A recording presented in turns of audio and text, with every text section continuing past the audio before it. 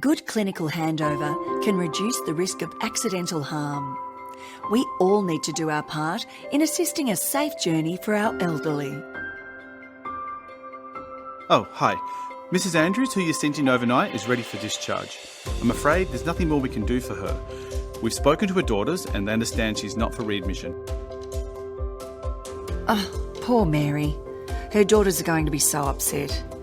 What was she sent into hospital for? She was fine when I last looked after her. What happened? She had a stroke. There's very little we can do given her age and her medical history, so we're sending her back to you. I'm so worried about Mum. If she doesn't eat or have fluids, she'll dehydrate and starve. Surely she needs a drip. Nursing staff have no information about Mary's ongoing care plan or what the daughters have been told at the hospital. An effective handover could prevent this distress. Oh, hi. Mrs. Andrews, who you sent in overnight, is ready for discharge. I'm afraid there's nothing more we can do for her. We've spoken to her daughters and they understand she's not for readmission.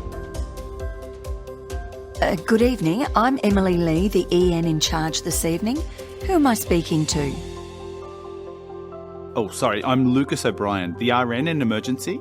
I'm handing over Mary Andrews, date of birth 12th of the 3rd, 1929. I wasn't on duty when Mrs. Andrews was transferred. Can you explain what happened? Sure. Mrs. Andrews was sent in after developing a right-sided weakness and slurred speech. A CT scan showed a left CVA stroke. She has several comorbidities including cardiac failure and she's considered too high a risk for clot retrieval. She's now very drowsy, occasionally verbalising but not really able to take anything orally, I'm afraid. That's so sad.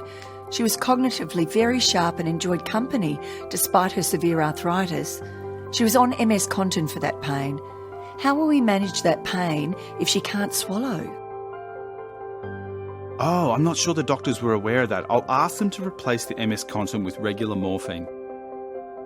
Neurology has spoken to her daughters and told them that she's got a poor prognosis. Probably days. They were really upset. We've reassured the family that not eating or drinking in the terminal phase is normal and that she won't feel thirst or hunger. We've also told them that she's dying because of the effects of the stroke. We've told them you'll give her regular mouth care to ensure her mouth is kept as moist as possible and you'll teach them how to do this. We've reviewed her goals of care in accordance with her advanced care plan and discussed these with the family members. The daughters know about the possibility of her becoming restless or perhaps getting pain and that there will be orders for clonazepam drops and PRN morphine. They've left now, so could you please tell them about the regular morphine for the arthritic pain? She's very settled, so we haven't referred her to community palliative care, but of course, if you're concerned, refer her. Thank you. Is Dr. Frith, her GP, aware she's coming back? Can you ensure we have a drug chart completed for us to use for 48 hours? I presume you'll send her with her written discharge? Yes, I'll make sure all that's done. Thanks for looking after her. She'll be better with people she knows. An effective handover improves the experience of the resident and their family or carers, including when they're involved in the handover. It improves resident safety.